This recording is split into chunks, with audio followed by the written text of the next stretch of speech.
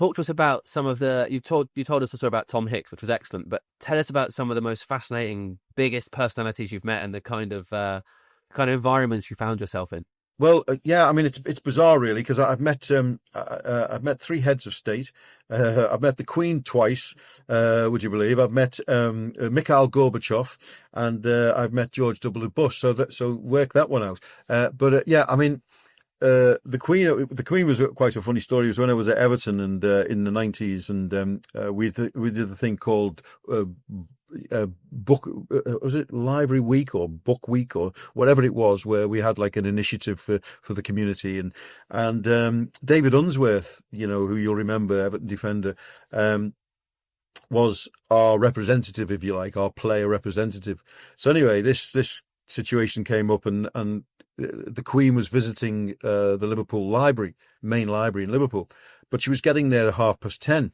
So I said, okay, obviously he needs to go and meet the Queen, So anyway, I go into Walter Smith, and I said to Walter, we need David Unsworth to get, and he said, what time is it? So I said 10:30.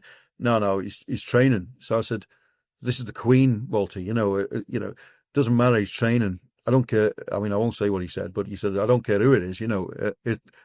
He's training, So I thought, oh my God. So I said, well, what am I going to do? He said, well, you go. I said, I can't go and meet the Queen. He said, you go and meet the Queen. So of course I had to go, and it was quite topical this week because I was flanked on both sides by Brookside stars as well, who'd taken part in it. So I had a guy called Tinhead on one side. I can't remember the other character's name, but so that was a bizarre moment for me. Mikhail Gorbachev was a charity event, a UNICEF event in Italy at Fiorentina's ground, and they wanted Gazza. The organisers wanted Gazza, and of course I was his sort of minder at that point. And they said, "Can you get him to come?" So I said, "So Gazza says to me, only if you come with me as my coach." So I mean, it's ridiculous. So anyway.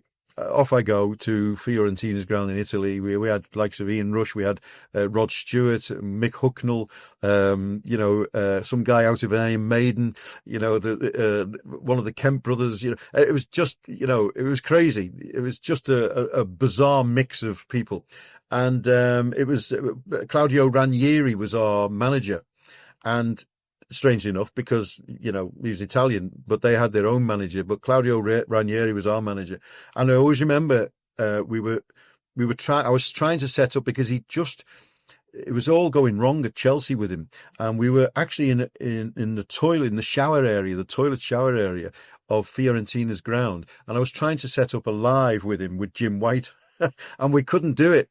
We couldn't manage to get the line through for some reason. The technician in Sky was struggling to do it.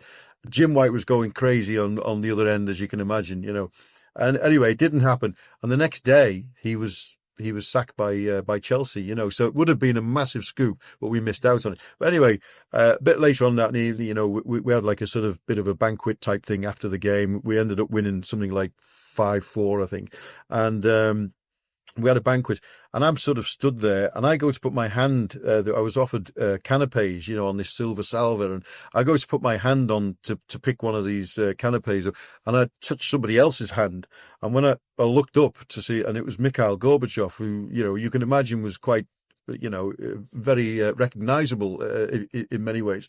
And so that was that. And then, of course, I've told you about the Hicks and Gillette thing with, Tom Hicks when we saw George Bush at the Rangers.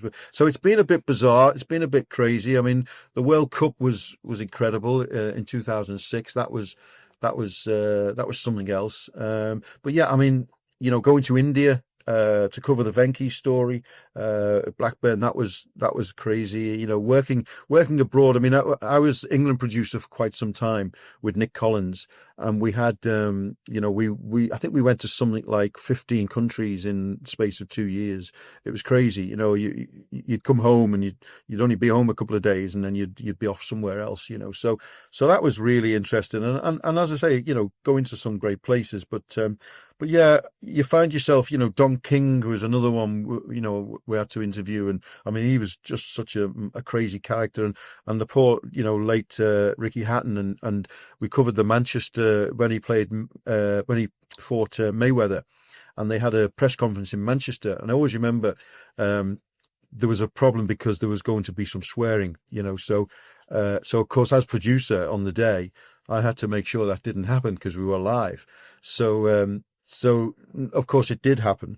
So I went down to the front of the stage where this press conference was ongoing, and I had a sign in my hand, and it said, "You are live on TV. Please do not swear." It's like something off Bo Selector, So I'm holding this sign up, and one of Mayweather's henchmen, big bodyguard, he looked at me and he just went, and did this throat cut. So I thought, all right, okay. I said to London, cut the lead, cut the feed. We're not doing it like. Anyway, as it turned out, we got more complaints about cutting the feed than we did about the swearing. But you had to take those. You had to take those decisions because, well, you guys know in broadcast, you can't have that. And, so some strange moments and, strange moments you found yourself in, when Wayne Rooney was sold to Manchester United, I sat in Bill Kenwright's house waiting for an interview afterwards. And, and he said to me, "You can doorstop me at midnight," and I'm like, "Well, I think you mean doorstep." But anyway, so bizarre times.